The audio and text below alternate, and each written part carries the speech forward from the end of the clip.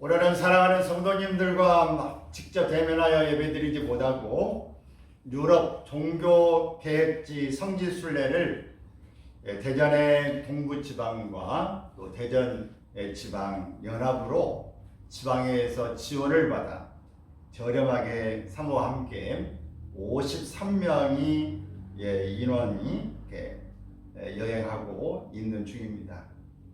저희는 이 30일 목요일에 인천에 도착할 예정입니다. 벌써 절반이 지났네요.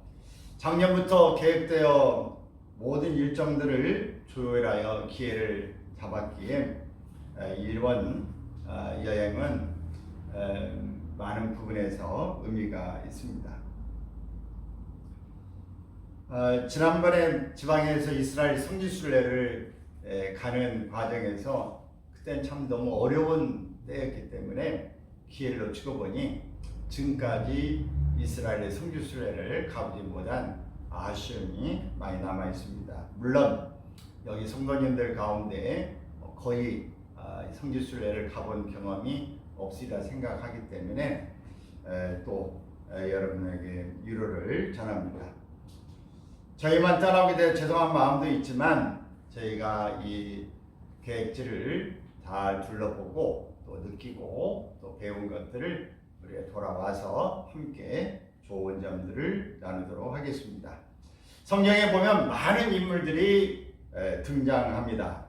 이렇게 셀 수 없는 인물들 가운데에 가장 고상하고 품위 있게 살았던 사람이 누구일까? 저는 오늘 사무엘을 꼽아서 함께 여러분과 나누고자 합니다. 기도하는 어머니 한나에게서 태어나 천국에 들어갈 때까지 평생 동안 정말 신실한 삶을 살았던 사람, 바로 사무엘이죠. 사무엘은 사사시대의 인물입니다. 사사시대는 여호수아의 죽음 이후에 이스라엘의 초대 왕이었던 이 사울왕이 등극하기까지 340년의 시간이 해당됩니다.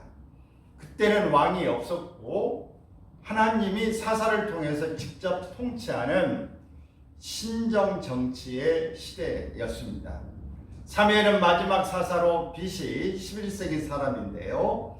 이 사무엘은 사사, 즉 재판관의 역할을 하기도 하고 또 선지자, 바로 하나님의 말씀을 받아서 먼저 알고 이것을 모든 백성들에게 전달하는 그런 역할입니다.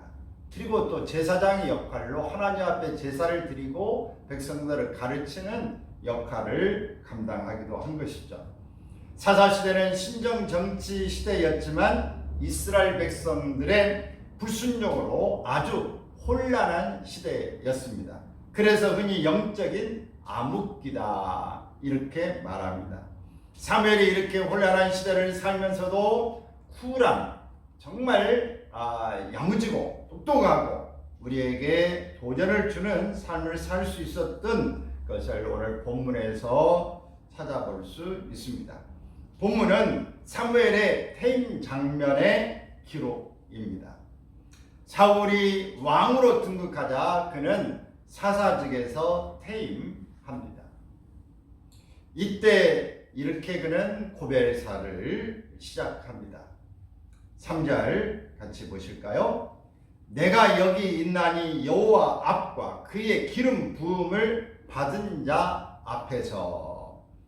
여호와 앞에서라는 말이 나오는데 이것은 그 순간에만 해당되는 것이 아니라 그의 평생 지켜온 인생의 원칙이요 신앙의 모토입니다. 하나님 앞에서라는 말은 성경에 자주 등장하는데 라틴어로 코람 데오라는 말인데 한자어로 표기하면 신전의식, 하나님 신의 앞에서의 내가 의식하는 그런 모습이죠. 좀 더 구체적으로 설명하면 하나님이 지켜보시는 앞에서라는 말이고 혹은 하나님의 임재 앞에서라는 뜻입니다. 프랑스의 루브르 박물관에 가면 레오나르도 다빈치의 작품, 여러분 생각나는 게 있습니까? 모나리자. 그렇죠. 이번에 일정상 이 그림을 보고 올지 모르겠습니다만은 신비의 미소로 유명한 그림입니다. 미소도 미소지만 특이한 화법, 키아로스구로 명암 대조법으로 그려져서 어느 방향에서 봐도 시선이 관람자와 마주칩니다. 그러니까 내가 어디로 가든지 모나리자의 시선이 나를 향하는 느낌을 갖게 됩니다. 하나님의 시선이 꼭 이와 같습니다. 내가 언제 어디서 무엇을 하든 나를 향해 보고 계십니다. 사무엘은 평생 하나님의 시선을 의식하면서 살았고 그로 인해 승리했습니다. 아무쪼록 저와 여러분도 오늘 말씀을 통해서 사무엘같이 하나님 앞에서 사는 신앙을 배워 아름다우고 멋진 삶이 되시기를 바랍니다. 그러면 사무엘이 하나님 앞에서 살았다는 것은 구체적으로 어떤 의미가 있는가? 세 가지로 나눠보려고 합니다. 먼저는 사랑의 하나님 앞에서 평안한 삶을 살았다는 겁니다. 사무엘은 사랑의 하나님 앞에서 살았습니다. 그래서 늘 사랑의 시선을 받으며 평안한 삶을 살아갈 수 있었습니다. 사무엘은 젖을 떼자마자 부모에게서 떨어졌습니다. 한나가 자식이 없을 때 내게 아들을 주시면 하나님의 종으로 바치겠다고 서운했던 대로 실행한 것입니다. 요즘식으로 말하면 아주 일찍 조기 유학을 보낸 거죠. 엘리 제사장에게 보내진 사무엘은 제사장 수업을 받으며 잘 자랐습니다. 그때 그의 모습을 성경은 이렇게 말씀합니다. 사무엘상 2장 21절에 아이 사무엘은 여호와 앞에서 자라니라. 여기서 여호와 앞에서라는 말은 하나님에게서 사랑의 시선을 받으며 자랐다는 뜻입니다. 또 사무엘상 2장 26절의 말씀을 보면 그 의미를 잘 설명해 줍니다. 아이 사무엘이 점점 자라매 여호와와 사람들에게 은총을 더욱 받더라. 어서 많이 들은 말씀 같지 않아요? 누가복음 2장에 보면 예수님의 유아 시절에 대한 설명도 똑같이 하고 있습니다.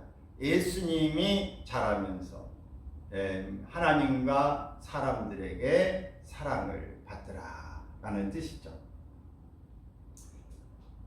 어린 사무엘은 비록 부모를 멀리 떠나 있었지만 하나님과 사람들의 사랑을 받으며 잘 성장했습니다.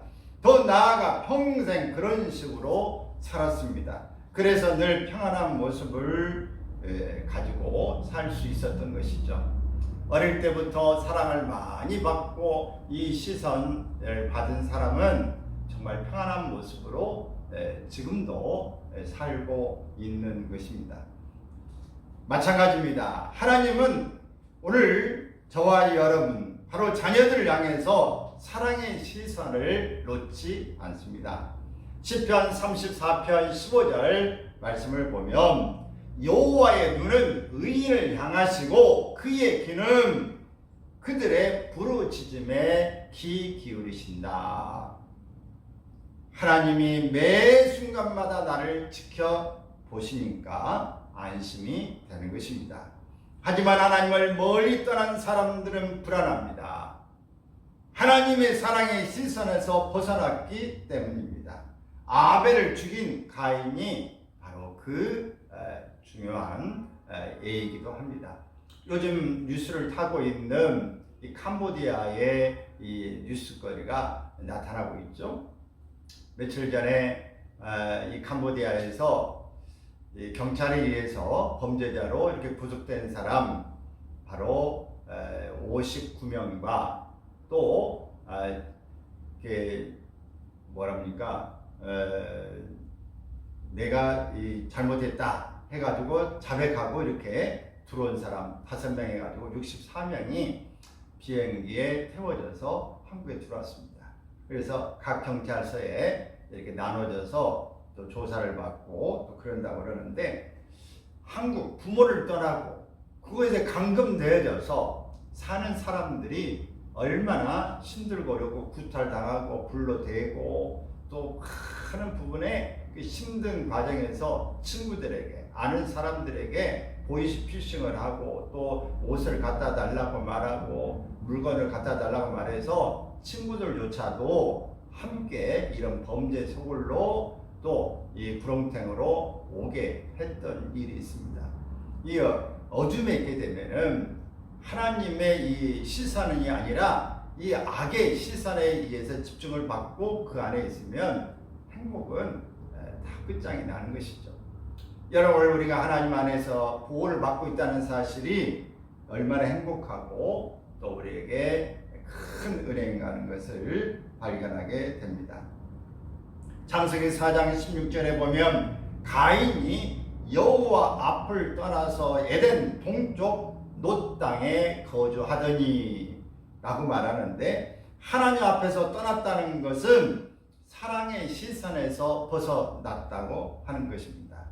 그가 간 곳이 놋 땅인데 놋이란 이름이 왜 붙여졌는가 생각해 보면, 놋은 히브리어로 유리 혹은 방황이라는 뜻입니다.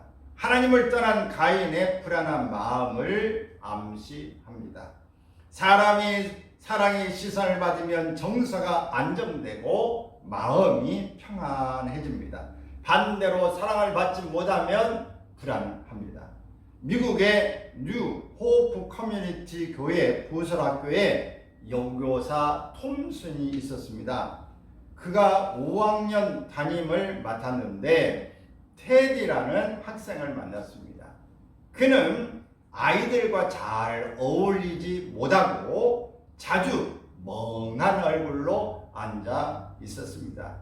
또 시험을 보면 모두 틀렸어요. 어느 날 선생님이 채점을 하다 이상한 생각이 들어서 생활 기록부를 자세히 들춰 보았습니다. 1학년의 기록은 착한 아이이고 장래성이 있어 보입니다. 2학년, 조용한 아이인데 조금 폐쇄적인 것 같습니다. 어머니는 불치병을 앓고 있습니다. 3학년, 학업 성취도가 떨어지고 있습니다. 어머니는 돌아가셨고 아버지는 무관심한 것 같이 보입니다. 4학년 기록, 이 아이는 장래성이 없어 보입니다. 아버지는 가출했고 이모가 양육하는데 학대를 받는 듯 합니다. 이런 기록을 보는 순간 선생님은 주르르 눈물을 흘렸고 그날부터 방과 후에 개인 지도를 해줍니다. 사랑의 시선을 주자 아이는 조금씩 안정되었고 얼굴도 평안해 보이기 시작했습니다. 시간이 흘러 성탄절이 되었습니다. 그 아이는 선생님에게 2가지 선물을 가져왔습니다. 하나는 가짜 다이아 목걸이고 또 하나는 쓰다 남은 향수였습니다. 옆에서 보던 아이들이 놀려댑니다. 에게게 가짜야. 그 향수 조금 남은 거 그걸 선생님에게 선물로 드리니? 하지만 선생님은 고맙다며 목걸이를 직접 걸어 봅니다. 그리고 그 향수를 몸에 뿌려 봅니다. 그러자 아이는 선생님 품 안에 안겨 눈물을 흘리며 이렇게 말합니다. 선생님, 이 목걸이는 우리 엄마가 걸던 거예요. 그리고 이 향수가 엄마가 쓰던 거예요. 선생님에게서 우리 엄마 냄새가 나서 너무 좋아요. 그 선생님과 아이는 헤어졌는데 이따금 편지가 왔습니다. 7년 후에 이런 편지가 왔습니다. 선생님, 제가 고등학교를 졸업하는데 2등을 했어요. 그로부터 4년 후에는 이런 편지가 왔습니다. 선생님, 제가 대학을 졸업하는데 과에서 수석을 했어요. 또 4년 후에 편지가 왔습니다. 선생님, 제가 의대를 졸업하고 의사가 됐습니다. 그리고 결혼을 합니다. 결혼식 날 어머니 좌석에 앉아 주시겠습니까? 선생님은 저에게 어머니 같은 분이시거든요. 여러분, 이 아이의 마음에 평안을 주고 그 인생을 변화시킨 게 무엇일까요? 사랑의 시선입니다. 그렇습니다. 사랑의 시선은 사람을 평안하게 해주고 인생에 새 힘을 줌으로 승리하게 만듭니다. 가장 강렬한 사랑의 시선은 하나님의 시선이 있죠. 사무엘은 하나님의 시선 앞에서 늘 평안한 모습으로 승리했습니다. 부디 저와 여러분도 사랑의 하나님 앞에서 평안한 삶을 누리시기를 축원합니다. 두 번째는 권능의 하나님 앞에서 담대한 삶을 사무엘은 사는 것입니다. 그는 권능의 시선을 의지함으로 담대한 삶을 살 수 있었어요. 당시 사무엘은 지는 해였고 사울은 뜨는 해였습니다. 살아있는 권력인 것입니다. 그래도 그는 사울왕과 백성들 앞에서 담대히 외칩니다. 그들이 왕정 정치를 요구한 것은 하나님을 배반한 행위였으니 이제라도 회개하라 라고 외친 것입니다. 그리고 앞으로 사울왕이나 백성들이 하나님의 말씀대로 순종하지 않으면 큰 징계를 당할 줄 알아, 이렇게 경고하는 것입니다. 그리고 그 징표로 무엇을 보여줍니까? 17절 18절 크게 같이 읽어볼까요? 오늘은 밀 베는 때가 아니냐, 내가 여호와께 아뢰리니 여호와께서 우레와 비를 보내사 너희가 왕을 구한 일 곧 여호와의 목전에서 범한 죄악이 큼을 너희에게 밝히 알게 하시리라.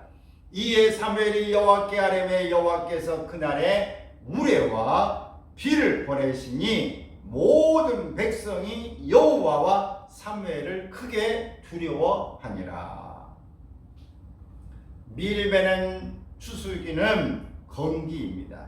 비가 한 방울도 오지 않는 시기인 것이죠. 그런데 우레가 치고 비가 쏟아집니다. 백성들이 두려워합니다. 그러자 사무엘이 위로하면서 앞으로 잘 하라고 말합니다. 여러분, 사무엘이 이렇게 이처럼 담대할 수 있었던 것은 무엇일까요? 사람을 의식하지 않고 본능의 하나님을 의식했기 때문입니다. 잠언 29장 25절에 보면 사람을 두려워하면 올무에 걸리게 되거니와 여호와를 의지하는 자는 안전하리라 라고 말씀합니다. 얼마 전에도 전화로 기도를 하면서 어려움을 호소하는 일에 기도하는 가운데 확신이 오고 성령의 인지함이 느껴져요. 그래서 잘 자게 될 것이고 또 평안함을 주실 거다, 이렇게 선포한 적이 있습니다. 그 뒤로 잠을 또 푹 자고 좋아졌다는 말을 듣기도 했습니다. 여러분, 베드로를 보십시오. 그는 예수님 앞에 있는 하나님의 권능을 보지 못했습니다. 그래서 겁을 먹고 3번이나 예수님을 부인했죠. 그러다가 예수님과 시선이 딱 마주쳤습니다. 네가 다 울기 전에 나를 3번 부인하리라는 말씀이 생각나고 바로 이 시선에 마주치면서 그 베드로는 통곡하게 되어지는 것입니다. 이제 베드로는 권능의 하나님을 의식하게 되는데 그 의식이 구체적으로 한 번의 시간을 마주친 거에 끝나는 게 아니고 예수님의 부활하신 이 구를 갖지만 예수를 만나지 못했지만 부활하신 예수님을 만났어요. 그리고 너희는 예루살렘을 떠나지 말고 하나님의 약속하신 성령을 기다리라. 그래서 성령 받고 난 다음에 그는 담대해진 것입니다. 그래서 초대교회 시대에 수도 없이 붙잡혀 핍박을 당해도 그는 담대합니다. 그래서 사도행전 4장 19절에 읽습니다. 베드로와 요한이 대답하여 이르되 하나님 앞에서 너희의 말을 듣는 것이 하나님의 말씀을 듣는 것보다 옳은가 판단하라. 또 종교 계획 시대의 순교 사화가 있습니다. 구교도에게 핍박을 받아 화형에 처해진 스위스의 순교자가 있었습니다. 그는 맨발로 장닭더미 위에 달렸습니다. 화형 집행 직전 감독하던 치안 판사에게 그는 이렇게 외칩니다. 판사님, 내 가슴에 손을 얹어보세요. 평소보다 맥박이 더 빨리 뛰면 하나님과 기독교를 부인해도 좋습니다. 그는 마치 침대에 누워 잠들려는 사람처럼 너무너무 태연했습니다. 권능의 하나님의 보고 계심을 확신했기 때문에 가능했던 것입니다. 여러분, 우리가 살고 있는 이 세상은 험합니다. 순간순간 어려운 위기 상황이 언제든지 닥쳐올 수 있습니다. 그러나 어떤 상황 속에서도 권능의 하나님 앞에서 살면 담대할 수 있습니다. 이런 담대함으로 늘 승리하는 저와 여러분이 되시기를 바랍니다. 이제 마지막으로 이 공의의 하나님 앞에서 이 사무엘은 정직한 삶을 산 것입니다. 공의로우신 하나님의 시선을 의식했기에 정직한 삶을 살 수 있었던 것이죠. 하나님의 눈을 의식하는 사람은 남이 보든 안 보든 차이가 없습니다. 당연히 정직하게 살게 되는 것이죠. 사무엘은 일평생 그렇게 살았습니다. 그는 그 당시 사상, 선지자, 그리고 제사장으로 절대 권력을 쥐고 있었습니다. 이런 말이 있죠. 절대 권력은 절대 부패한다. 왜 그렇게 될까요? 눈에 뵈는 게 없습니다. 아나무인, 모든 것 자기 다 하고 싶은 대로 할 수 있는 힘이 있기 때문에 사람들을 무시하고 함부로 행동하게 되어지는 것입니다. 그러나 사무엘은 공의로우신 하나님의 시선을 의식했기 때문에 정직하고 깨끗한 삶을 사는 것입니다. 3절을 다시 보겠습니다. 내가 여기 있나니 여호와 앞과 그의 기름 부음을 받은 자 앞에서 내게 대하여 증언하라. 내가 누구의 소를 빼앗았느냐? 누구의 낙인을 빼앗았느냐? 누구를 속였느냐? 누구를 압제하였느냐? 내 눈을 흐리게 하는 뇌물을 누구의 손에서 받았느냐? 그리하였으면 내가 그것을 너희에게 갚으리라. 이렇게 확신 또 자신있게 당당하게 말하는 것입니다. 사무엘은 백성들에게 다그쳤습니다. 내가 잘못한 게 있으면 대보라. 그러자 백성들이 뭐라고 말합니까? 4절에 읽습니다. 그들이 이르되 당신이 우리를 속이지 아니하였고 압제하지 아니하였고 누구의 손에서든지 아무것도 빼앗은 것이 없나이다. 백성 중 그 누구도 사무엘의 비리를 대지 못합니다. 이구동성으로 그의 정직성을 증거한 것이죠. 여러분, 오늘 우리의 일거수일투족, 우리의 잠자고 일어나는 것 모든 24시간에 마음과 생각까지도 우리의 행동 하나하나 다 하나님이 보고 계신 줄로 믿습니다. 그래서 오늘 우리 하나님 앞에서 더욱더 감찰하신 하나님을 의식하기 바랍니다. 시편 11편 4절 그의 눈이 인생을 통촉하시고 그의 안목이 그들을 감찰하시는 도다. 영국의 뉴 캐슬대의 한 연구소가 흥미로운 실험을 해보았습니다. 캠퍼스 내에 커피 자율 자판대가 있었는데 돈 안 내고 가져가는 학생들이 많았습니다. 그래서 판매대 앞에 붙어 있던 꽃그림을 떼고 그 대신 사람의 눈 그림을 거기다 붙여놨어요. 어떤 결과가 있었을까요? 수입이 3배나 증가했습니다. 무슨 말입니까? 남의 시선을 의식하면 정직해진다는 사실입니다. 여러분, 그림 속에 있는 사람의 시선도 이렇게 무서운데 불꽃 같은 하나님의 시선은 여러분 무섭지 않으십니까? 사람들이 죄를 저지르고 부정적이어지는 이유는 다른 사람이 보지 않다고 하는 생각 때문입니다. 다른 사람이 안 봐도 공의로우신 하나님은 보고 계시는데 말입니다. 하나님의 시선을 의식하면 저절로 정직한 삶을 살게 됩니다. 그러니까 하나님의 눈을 의식하면 정직한 삶을 살게 되고 하나님의 눈을 의식하지 않으면 죄악된 삶을 살 수밖에 없다고 하는 것입니다. 많은 사람들이 정직하게 살면 손해본다는 이 허위 의식 때문에 많은 사람들이 정직함을 버리게 됩니다. 남들이 모두 부정직하게 사는데 나만 정직하게 살면 손해라는 의식을 갖는 것이죠. 그래서 자기도 부정직한 일에 합리화를 하고 있는 것입니다.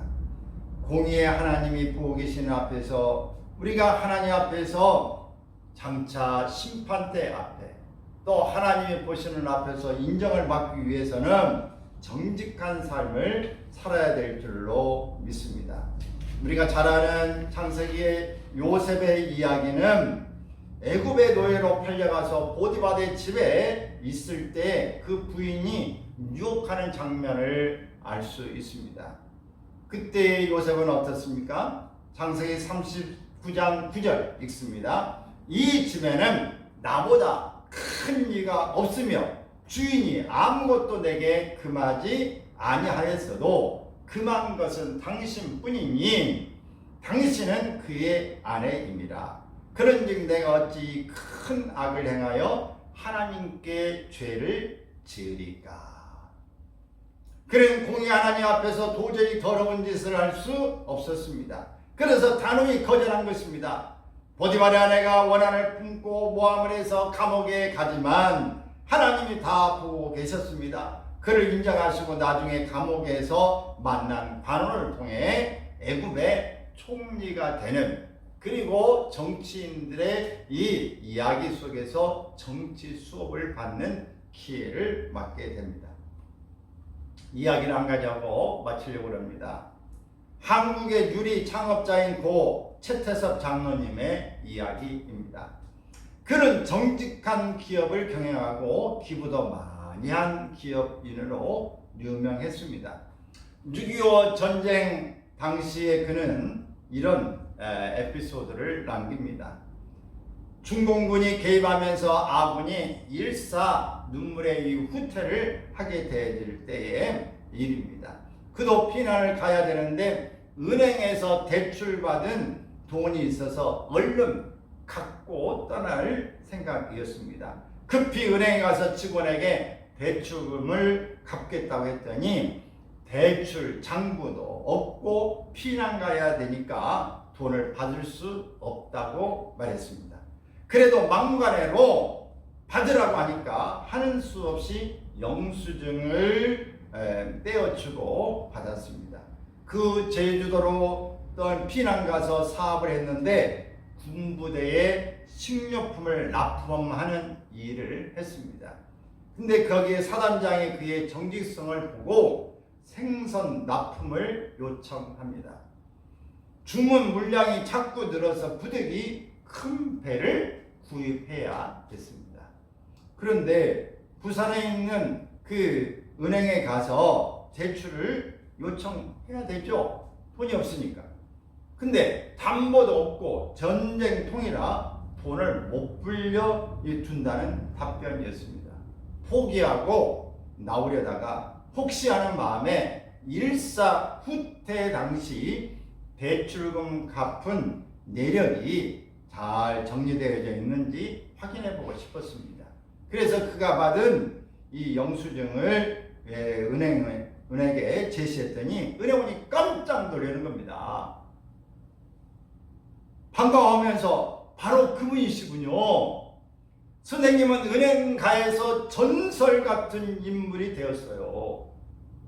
바로 저희 은행장님을 만나게 해드리겠습니다.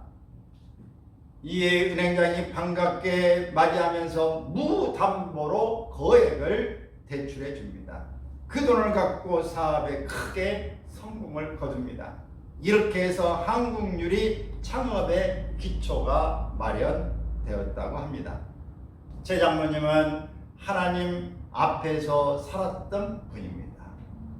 하나님이 보고 계시기에 정직한 삶을 살았고 이를 기억하신 하나님이 도와주신 것이죠. 하나님 앞에서 정직한 삶을 살면 반드시 지금은 당장은 성과가 없는 것 같았지만 하나님이 반드시 인정하시고 축복해 주실 줄로 믿습니다. 하나님 앞에 살면 우리도 사무엘처럼 행복해집니다. 승리할 수 있습니다. 하나님 앞에서 그분의 시선을 의식하면서 평안한 삶, 담대한 삶, 정직한 삶, 복되고 아름다운 인생을 살아가시기를 바랍니다. 아무쪼록 모두 건강하시고 가을에 즐겁고 행복한 삶이 되시기를 바랍니다. 저는 며칠 있다가 한국에 도착할 것이고 여러분을 반갑게 만나게 될 것입니다. 기도하겠습니다. 하나님 우리 아버지, 오늘 우리에게 하나님께서 사무엘을 통해서 이렇게 멋지고 아름다운 오늘 이곳에서 함께 인물을 나누고 또 그의 삶을 우리가 배울 수 있는 기회를 주시면 그가 하나님 앞에서 살았기 때문입니다. 그는 평안한 삶, 담대한 삶, 정직한 삶을 살았습니다. 오늘 우리도 반드시 크리스찬으로서 하나님 앞에서 멋지고 아름다운 삶을 통해 하나님의 사람으로 우뚝 세워지는 하나님의 백성 되게 하시고 이 시대의 가정에 오늘 주변의 교회에서 길이길이 기억되는 사람 되게 하옵소서. 오늘 특별히 오늘 병원에 입원하여 있는 사람, 또 몸에 이 안타까움을 가지고 또 시술을 기다리는 사람, 또 시험을 앞에 두고 있는 사람, 또 믿음이 약하여 하나님 앞에서 이것저것 고민하고 시험에 든 사람, 하나님 앞에서 믿음이 있다가 실종한 사람, 하나님 이런저런 사람, 또 기도하는 모든 제목에 속한 사람들 한 사람 한 사람을 지금 기억하시고 다 주님의 은혜를 베푸시고 가정에 복을 주시고 평안함과 성령의 능력으로 인도하시고 축복하옵소서. 예수님의 이름으로 기도합니다. 아멘.